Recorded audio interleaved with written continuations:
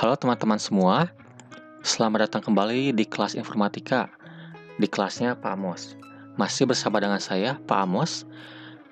Di video seri ke-9 ini, ya, dan masih dalam seri HTML, kita akan pelajari terkait tabel di dalam dokumen HTML.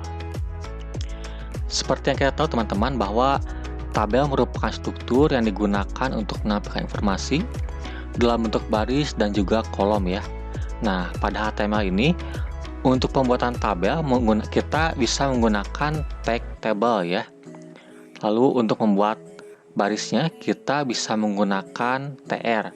Dan untuk membuat kolom kita bisa menggunakan tagnya itu td ya. Nah, yang pertama di sini ada tabel teman-teman ya. Tabel ini nantinya akan kita gunakan untuk membuat pembuka ya, membuat sebuah tabel pada HTML, karena tanpa tabel ini kita tidak bisa membuat tr maupun td ya. Yang kedua di sini ada tr. tr atau dikenal dengan table row kita gunakan untuk membuat baris dalam tabel HTML ya. Yang ketiga di sini kita ada td ya. td atau sering kita kenal dengan table data merupakan tag yang kita gunakan untuk membuat kolom di dalam baris ya, dan untuk menampilkan data di dalam tabel itu sendiri. Kemudian yang keempat itu ada th ya. th ini kita gunakan untuk membuat head atau bagian kepala dari tabel itu sendiri ya. Baik teman-teman, sekarang saya akan menampilkan struktur dalam pembuatan tabel dengan cara yang paling simpel atau yang paling mudah ya. Kalau kita lihat di sini saya punya struktur tabel ya. Ada tabel, pembukanya tabel, kemudian baris dan juga kolomnya ya. Dengan hasil nantinya akan berbentuk seperti ini ya.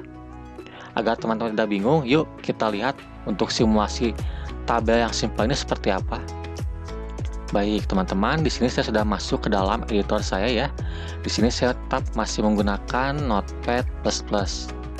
Yuk kita buat dulu untuk tabel yang simpel itu seperti apa.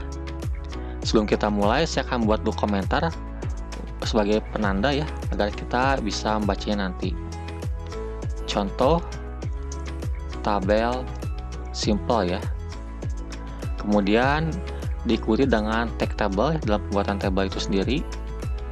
Saya buat di sini table, kemudian diikuti dengan barisnya ya. Setelah baris saya buat kolomnya. Di sini saya buat 3 kolom ya. Kemudian untuk kolomnya diisikan dengan baris 1, kolom ke-1 ya. Kemudian di sini sama, baris 1 kolom kedua. Yang ketiga saya buat baris 1 kolom ke-3 ya. Kemudian saya bikin satu lagi baris ya. Menjadi 2 baris berarti baris kedua kolom 1, baris kedua kolom kedua, dan baris kedua kolom ke-3 ya. Nah, sekarang setelah kita membuat struktur tabel ini ya, yuk kita lihat gimana sih hasil dari struktur tabel berikut ini. Nah, inilah hasil dari struktur tabel yang tadi kita buat teman-teman ya. Dia masih polos seperti ini, sama seperti contoh di PowerPoint yang saya tampilkan sebelumnya. Selanjutnya di sini ada contoh struktur tabel yang pembuatnya lebih kompleks teman-teman ya. Kalau kita lihat strukturnya seperti ini. Dia ada bagian T-head dan juga bagian T-body. Ya, sebenarnya apa sih itu T-head dan T-body itu? Kalau kita lihat di sini, T-head itu kita pakai sebagai header atau judul dari tabel. Kalau misalnya yang T-body itu adalah kumpulan dari konten tabel ya. Kalau kita lihat hasilnya dari coding tersebut ya, dia akan menghasilkan sama seperti gambar yang saya tampilkan ini ya. Agar teman-teman tidak bingung lagi, yuk kita lihat untuk hasilnya itu seperti apa dari contoh yang kompleks ini. Baik teman-teman, sekarang saya sudah masuk lagi ke dalam editor saya, dan saya akan buat untuk contoh tabel yang kompleks ya.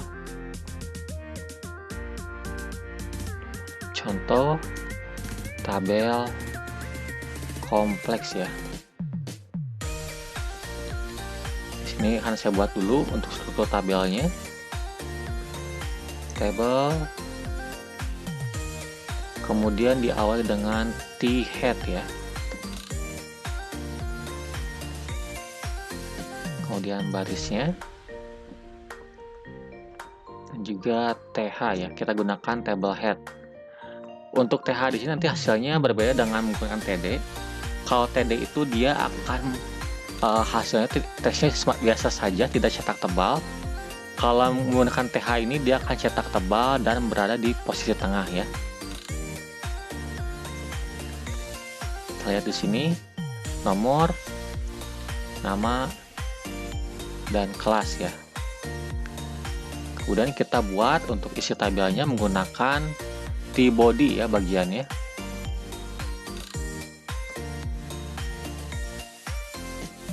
Kita buat barisnya dan juga kolomnya ya. Oke, sebentar kita tambahkan satu keterangan lagi di sini ya. Keterangan lebih rapi ya. Untuk yang kolom keterangan saya khususkan menggunakan TH ya, agar teman-teman bisa melihat perbedaan antara TH dan TD. Untuk TD di sini ya.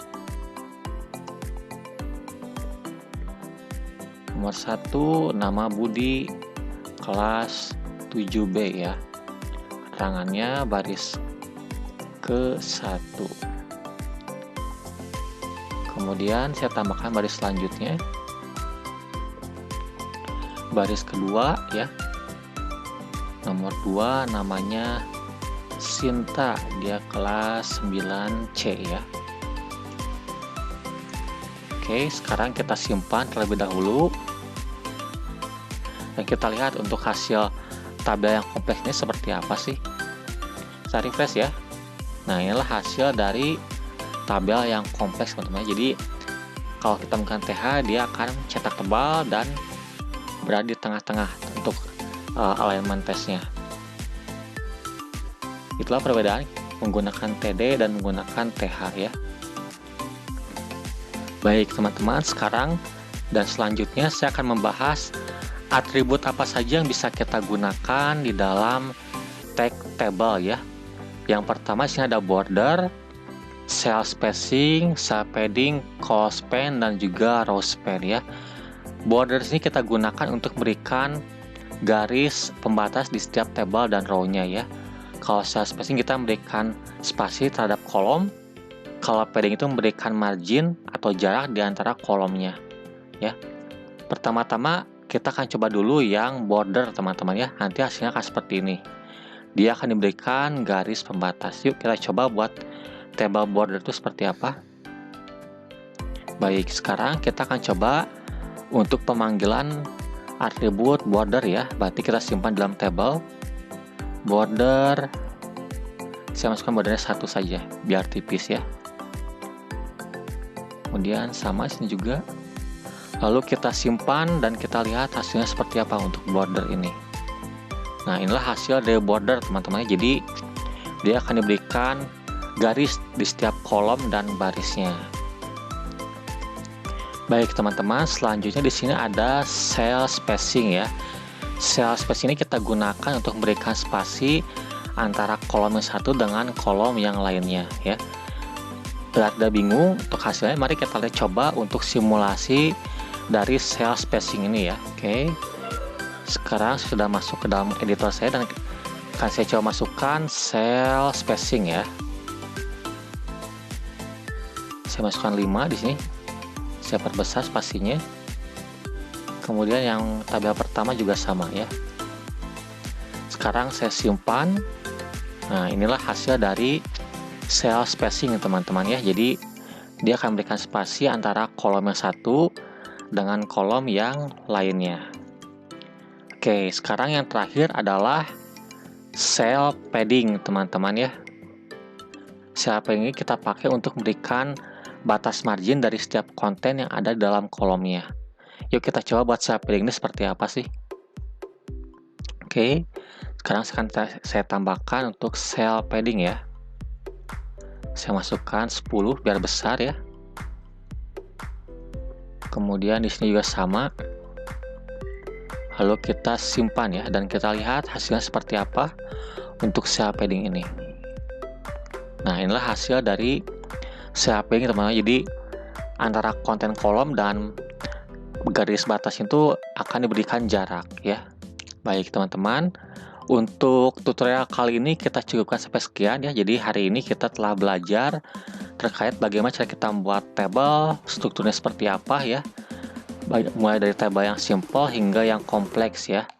Kemudian atribut apa saja yang kita pelajari di tabel ini, ada tadi cell spacing, cell padding, ya, dan juga border.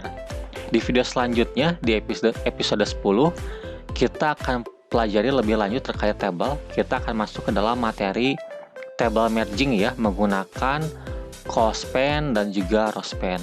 Ya teman-teman, silakan mencoba terlebih dahulu terkait tabel ini, mulai dari pembuatan tabel dan penggunaan atributnya ya. Terima kasih telah nonton video ini. Sampai berjumpa lagi di video selanjutnya. Jangan lupa like, komen, dan subscribe. Terima kasih.